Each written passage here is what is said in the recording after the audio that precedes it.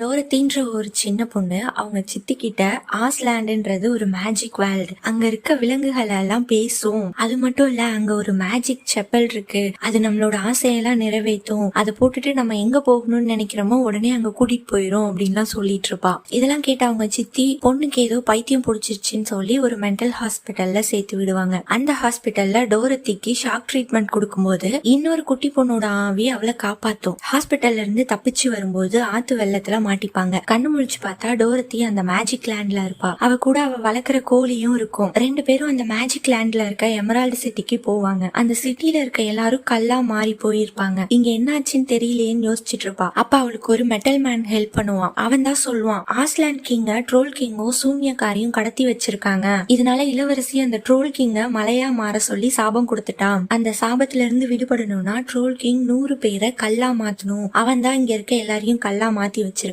சொல்லுவான். சரி, ஆஸ்லாண்ட் கிங் எங்க இருக்காருன்னு கேட்பாலாம். அது அந்த சூன்யக்காரிக்கு தான் தெரியும்னு சொல்லுவான். அப்புறம் மெட்டல் மேனும் டோரத்தியோ சூன்யக்காரி கிட்ட போவாங்க. சூன்யக்காரி டோரத்தியோ ஒரு ரூம்ல அடைச்சு வச்சிருவா. அந்த ரூம்ல ஒரு பம்ப்கின் ஹெட் இருப்பான். அவன் தான் சொல்லுவான், சூன்யக்காரி கிட்ட ஒரு மேஜிக் பவுடர் இருக்கு, அந்த பவுடரை ஏதாவது ஒரு பொருள் மேல தூவுனா அதுக்கு உயிர் வந்துரும்ட்டு. டோரத்தி உடனே அவங்க கிட்ட அந்த ரூம்ல இருக்க எரும சிலைய வச்சு வண்டி செஞ்சு வைங்க, நான் அதுக்குள்ள போயிட்டு அந்த மேஜிக் பவுடரை எடுத்துட்டு வந்துடுறேன்னு சொல்லிட்டு போவா. சூன்யக்காரியை ஏமாத்தி அந்த பவுடரையும் எடுத்துருவா. சூன்யக்காரி டோரத்திய துரத்திட்டு வருவா. இவங்க அதுக்குள்ள வண்டி செஞ்சு வச்சிருவாங்களா.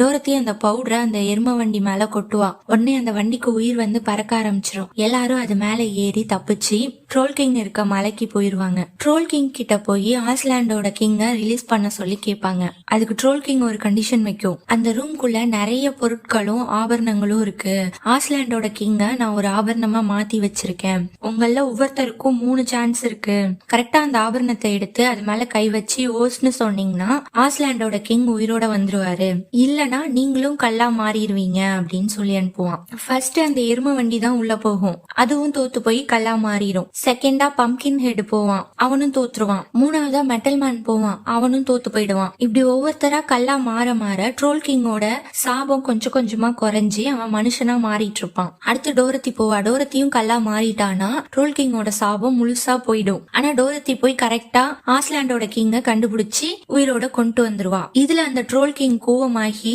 அவங்க எல்லாரையும் சாப்பிட போகும். பம்ப்கின் ஹெட்டோட தலைக்குள்ளதான் டோரத்தியோட கோழி ஒளிஞ்சிருக்கும். அது பயத்துல ஒரு முட்டை இட்டு இருக்கும். கோழி முட்டை தான் ட்ரோல் கிங்க்கு விஷமே. அவன் பம்ப்கின் ஹெட் எடுத்து சாப்பிட போகும்போது அந்த கோழி முட்டை அவனோட வாய்க்குள்ள விழுந்துரும். முட்டை வயிற்றுக்குள்ள போனதும் அவன் அப்படியே சாம்பலா மாறிடுவான். அந்த ட்ரோல் கிங் கிட்டதான் ரூபி செப்பல் இருக்கும். ட்ரோல் கிங் சாம்பலானதும் டோரத்தி அந்த ரூபி செப்பலை எடுத்துட்டு வந்துருவான். அந்த ரூபி செப்பலை வச்சு ஆஸ்லாண்ட திருப்பியும் பழைய மாதிரி மாத்திடுவா.